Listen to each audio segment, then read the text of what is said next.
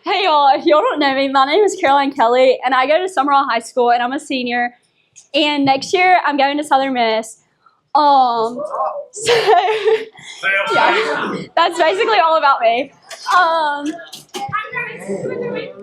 Okay, so as seniors, high schoolers, and even middle schoolers, we often worry about a lot of different things.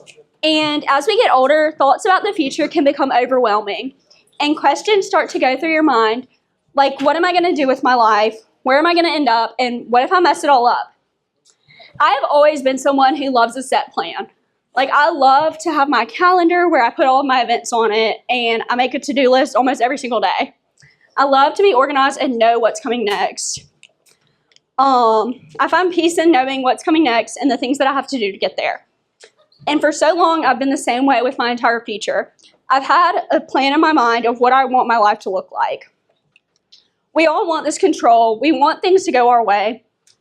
And we want to make a plan that lays out our lives, and because that makes us feel safe.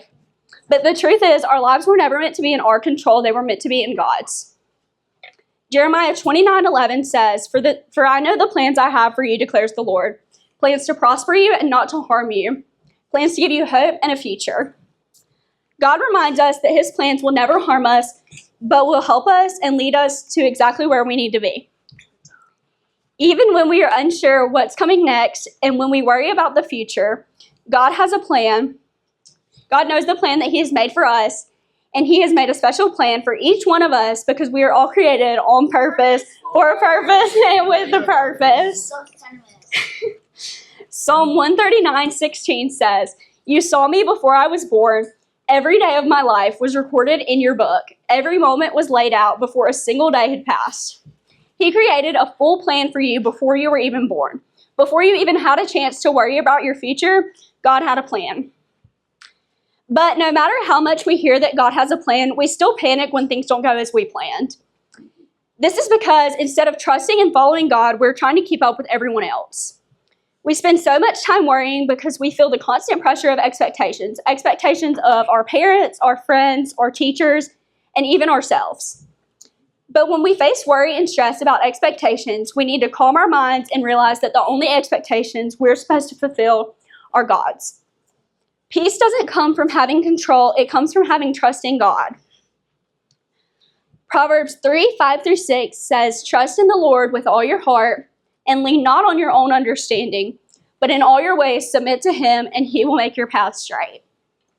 It is a common mistake to think that trusting God means just sitting around and waiting for everything to fall in place on its own. But trusting God doesn't mean being passive. It means taking action when he leads you. Think about Noah's Ark in Genesis. God asked Noah to build a massive ark to survive a flood that he was going to send. Everybody around him thought that he was crazy for building this ark. But when the flood came, the entire earth was destroyed except for the ark. Noah trusted God and followed where he led, even though he didn't see the signs of the flood yet. He still trusted where God was leading him, and he trusted that God was leading him there for a reason. Hebrews 11:1 says, Faith shows the reality of what we hope for, and it is evidence of the things that we cannot see. Even when we don't see where things are going, we hope and trust that God is working for good. When storms come our way, God will equip us for them, but it is our responsibility to take action where God leads us. But this doesn't mean that God will just abandon us to walk his plan alone. He sent Jesus to walk the whole way alongside us. As we walk with Jesus, it's important to not get distracted. Most of us don't lack the desire to follow God, but we lack the focus. When we get so busy with school, sports, and events, it becomes easy to get distracted from God. But don't allow your schedule to become so full of your plans that there's no room for his. So I want to leave y'all with a note that I have on my mirror that serves as a daily reminder for me. It says, as long as you keep rushing for the future, you'll miss what God has right in front of you. Don't let future you rob present you of today's blessings. Be present and appreciate the things that God has for you now. God is so much greater than your fears. All you have to do is be still and trust that he knows where he is leading you. So I write down 3 things that y'all can do to kind of like help with all of this stuff. The first thing is each morning after you've thought about like what you're going to do that day or made your to-do list, you just take some time and pray and just give it all to God and just say, this is my plan, but I give it to you. I'm open to whatever you want to give or take away. A lot of times when I make my to-do list, I feel a rush of stress to get it all done. But by making my to-do list and giving it all over to God, that leaves it open to what He wants to do. And if I don't get it all done, maybe it wasn't in His plans for that day, even if it was in mine. And the second thing, I know it's really hard for a lot of us, but the second thing is to take a break from social media.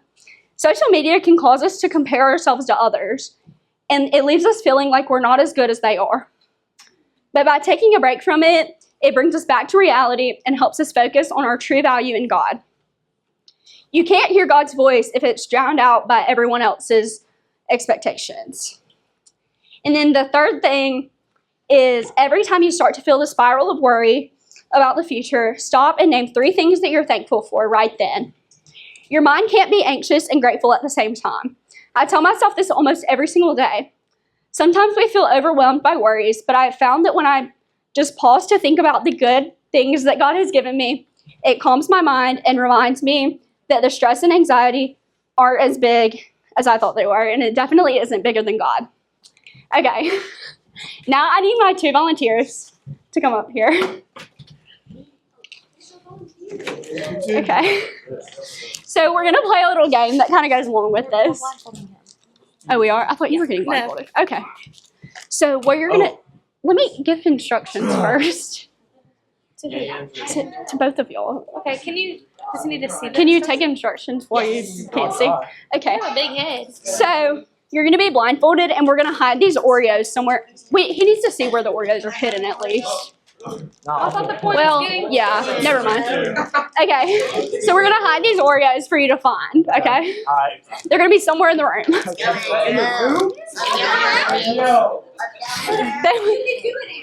You've got it. Can I do it? Okay, now go try to find them. Can you see? Find them. Forward. No, don't tell him. So just walk forward, walk straight. No, you can't tell them. Run. Don't. So they're anywhere? Yeah, they're anywhere in the room. Just go find them. You'll get it. Run straight. Just run straight. I'm right. Okay, you can stop. Okay. So notice how it was hard for him to find his way on his own. Okay, now Ellie, you're going to give him instructions on how to find them. Okay. Turn north. What? This way? Okay,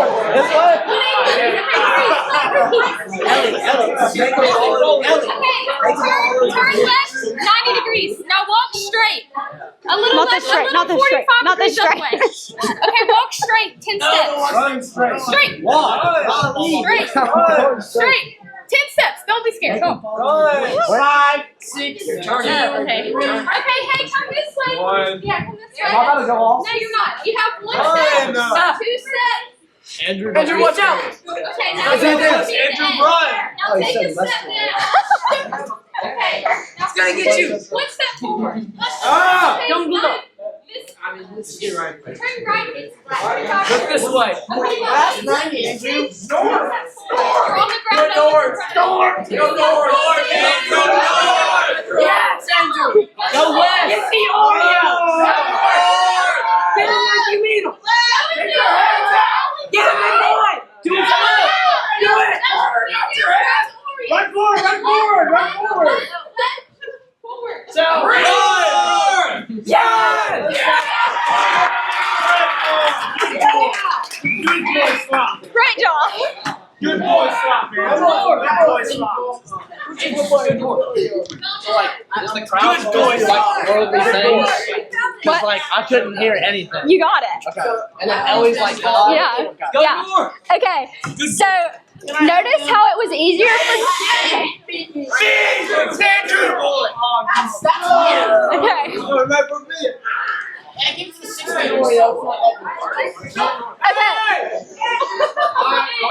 Okay, so notice how it was easier for him to find where he was going when he was led by somebody. So that's how we are with God. Even though we can't see the end result, God does, and He knows where He's leading you. But like, as you could hear, there was things around that made him distracted from where he was going. But, like, what we have to do is zone in on what God's saying to us and not focus on the things outside that are distracting us from the way that he is taking us. Okay, that's it.